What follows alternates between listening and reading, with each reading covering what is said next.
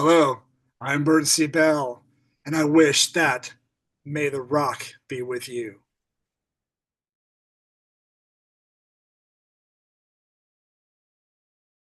Burton, welcome back to May the Rock Be With You, mate. It's been a long time since we last chatted. We chatted a number of times, but it's the first time I've actually seen you here, so this is great. So, Well, thank you for having me, and it's good to reconnect with you, Troy. as well, it has been 9 years, mate. So let's catch up.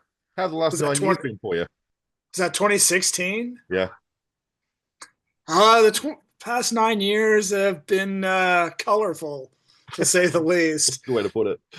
Some highs and lows, and peaks and valleys, and I am currently, current climbing up another peak, so all is well. That sounds good to me. Now, we're here, of course, because you're headed back to Australia this June. First time solo artist. Give us an idea on what we can expect of these upcoming shows. Well, obviously I have a 30-year, well, not obviously, but if for people who don't know, I have a 30 plus year career, not with just Fear Factory, but I've done various other projects with other notable artists. I've done my own project called Ascension of the Watchers. I did Geezer Butler's first solo album, Mm, which was called Plastic Planet. And then I've done a couple of records with a band called City of Fire. And I am currently I've been releasing new music for the past year and a half. I got new music probably going to be released before I get to Australia. nice. But I am moving forward in my own chapter of my career, and not only playing new songs, but me playing select songs from my past and reimagining them, not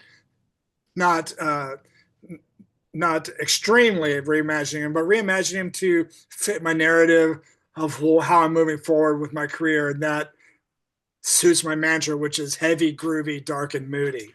So I'm I love picking songs from all my projects, so they can fit that narrative, and I'm not going to be like playing them as cover songs or as like I'm not going to be doing like FF 2.0. I'm reimagining songs with my new band, which comprises a bunch four guys that are amazing. I got two guitar players, bass player, and drummer, that. Mm. and I'm reimagining all the songs with two guitar players and not a keyboard player. That'd make it so much heavier, too. Yes, that is the plan. And from the past shows I've done, it is heavy, and it's a lot. It's I enjoy it thoroughly, and it really resonates with me. So I'm really excited. So you'll hear some new songs, and you'll hear some familiars that people haven't heard in a while. So hopefully, please come out and check it out. Love that. Now, we get to see you up on stage. You've been doing this a long time. From your perspective, after so long, what's your favorite thing to see from the stage looking down at the crowd? Oh, I love I love the audience reception of the music. I love watching their faces. I love hearing the audience sing along to songs they know. They don't. I don't have to see a mosh pit. Yeah, that's always fun. But as long as they see people moving with the music and singing along and just like engaged, uh, I love intimate shows. I love playing smaller venues because I can be right there Mm, with the audience in their face as they're in my face. And the best thing about it is that I feed off that energy from the audience. And when I feed off that energy, I reciprocate that energy back. So for me, it's just magical. And I love that about an audience. great. And it's been a long time, or a little bit, since you've been to Australia. Do you have a great memory of a previous trip down here? Oh, I pretty much remember every trip down there. The last time I saw you was 2016, but I was down in Australia for a few months in 2021 during the pandemic. Hmm. My wife was down there working, and she had a companion ticket, so I was able to go down. And I stayed in Sydney, even though it was during like the lockdown, and the lockdown was being lifted as I was there, so I was able to go out. But remember, you had to check in with that app in the state, whatever it was. Hmm. But I was down there for a few months, and I enjoyed it. I had a great time living in Sydney for a few months. It was great. Wow, excellent. Could have Uh, caught up. but I know the only thing I did other than I went to I did do an in-store at Utopia, and I did a DJ set at Frankie's Pizza. All right, may it rest in peace. But you know, I mean, the first time I ever went down to Australia was probably the most memorable. Yeah, Uh, down in that was 1993.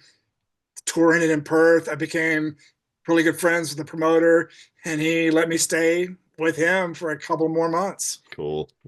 So good. Now, we talked about new music briefly. We had Anti-Droid and now Technical Exorcism. Tell us about these Nice. singles and why they were the best way, in essence, to reintroduce yourself as a solo artist. Um, Obviously, it's been something I've been on my mind for some time. The advent of leaving Fear Factory in 2020. There was a lot of time of introspection, reflection, and it was probably a couple of years ago that this my plan of what I wanted to do was formulating in my mind. I got to the point of just like, okay, I've healed and I've thought about it. Now it's time to move forward. And it was kind of a serendipitous moment. My friend Mark Thwaite called me up and he says, "Hey, Burton, I got a song I'm doing for Cleopatra. We're doing a Rammstein tribute record, and I would like you to do the vocals on it." The song happened to be Du Hast. Yeah. So I was like, okay. So I was like, yeah, let's do it. And so the producer where we were recording had a studio at Stygian Sound in LA. The producer Alex Crescioni, he and I got to talking, and he's very intelligent and very talented human being. Uh, I told him I started expressing my wishes of what I wanted to do in my future. He goes, "Well, would you be interested in hearing a song from me?" I'm like, "Yes." So he presented the song. It was actually titled Anti-Droid. And I go, "First of all, I love the title. Do you mind if I keep it?" He goes, "No, please." So he and I worked together to make this song happen. He's the producer of the song, and he is the one who really got the ball rolling. Because once you start, it's just like a snowball. You get the snowball effect of work starts coming to you. And we did the song, and he was also the producer of the video, which was fantastic. He did it in line with Vincent Cordero of Industrial Films, Mm. and I'm very grateful to what they've offered. So that came about, and I love the vibe, and I wanted to move forward. And during this time, I started working with a group of guys that I curated over this time, which now happens to be my band. And during that time, I had written a song on guitar, which ended up became Technical Exorcism. Mm. And I worked with Henrik Lind, who's one of my guitar players, and he helped me arrange it, and we helped me record it, and we got it together. And we started playing it with the group of guys, and it just I I go, I want to put this single out now. So I managed to scare up some more funding, and made a live video for that. It was actually our first show together where I wanted to record it as a live video. So we did that there at the 1720 show in Los Angeles. Excellent. So I've been working with this group of guys, and we've been writing songs together now as a whole unit. So by the time I get down to Australia, there'll be at least one new song available for you to hear, and that'll be called Savages. It's a banger. So it's just one of those things. It's like you have to put it out in the universe. I know it sounds metaphysical and new agey, but if you start talking about it to the right people, events will start happening, and opportunities will start presenting themselves, and that's exactly what it's what I had to do. I had to start talking about it. Excellent. Well, we can't wait to hear that one because the first two have been amazing. So it's going to be cool. If that's the way you're going, man, this thing's going to be huge. It's going to be awesome. I certainly hope so. I think the next one is really going to define what my mantra is of the heavy, dark, heavy mood, heavy, groovy, dark, and moody. It really defines that mantra. Is that on the back of a t-shirt? Have you got that as on the back of a shirt? I did that. I did make a T-shirt for it. I'm going to do it again for Australia. Awesome. Can't wait. Now, what for you, though, has been the biggest adaptation or realization of doing this solo now since leaving Fear Factory? Well, there's a lot of freedom. Mm. artistic freedom. I'm also an independent artist, so there's the freedom of releasing the music I want to release, choosing the songs I want to do, um, making sure it sounds exactly the way I wanted to sound, and how everything's presented. It's all on me, so I have no one else to blame if things go south except myself. But I also have my own self to push forward and make things happen. And I'm at the point in my life where I'm prepared now to make things happen on my own independently. Yeah, So right. that's, to me, that's the change. Just the realization that, yeah, I can do this, and the conviction and the self confidence. Do you feel like you were being held back before and not able to be your true self at times? Well, held back, I wouldn't say held back, but I felt that working with artists, for instance, working with Fear Factory, I think we wrote ourselves into a certain box Mm, that we created a sound, and it was almost heresy. It was almost a transgression to even move out of that. right. And I personally, I started to feel a little limited. And you know, also true with Essential the Watchers. I felt like I created a sound and a vibe with Essential the Watchers that I wanted to do heavy music, but I didn't think it would fit with the vibe of Essential the Watchers. And then City of Fire was just, the music we were writing was fantastic, but it was also more hard rock oriented. And so for me, what I'm doing is I've pretty much made an amalgamation of everything I've ever done, and I'm pretty much sculpting a gigantic block of clay from that. So it's like I'm finding myself within this whole mound of work and this whole all these ideas coming together, and it's exciting. It's challenging. It's exhilarating. It's I'm having a good time. I'm loving it. Excellent. We love that. Now, let's look back over your career because it can be very easy to say what can change over time. But what's the one thing that's always remained the same about what you do? Hmm. That's a good question. That's the one. I think the one thing has stayed the same is I I'm very grateful to my audience. Hmm, Um, if it weren't for my audience and the fans, I would not be here right now. I would not have the opportunities that have been presented to me. I would not have the opportunity to even go down to Australia hmm. or play other shows.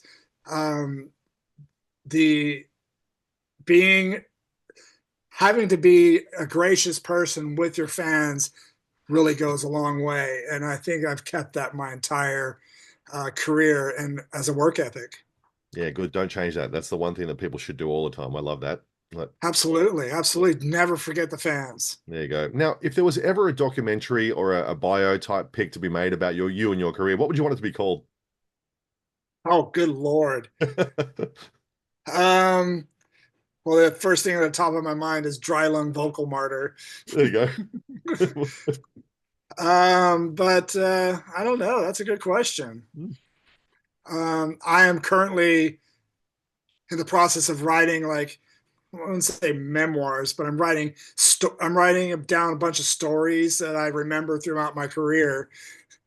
Um, some like just random stories, from childhood through present day, Well, but it all has to do with like music, and I'm calling it random access memories. okay, cool. I like that. We'll go with that. Now, Yeah, we'll go with it. yeah, we'll go. After over 30 years of making music and seeing the world, what's on your list of things to do that you want to do, you haven't yet had the chance to do?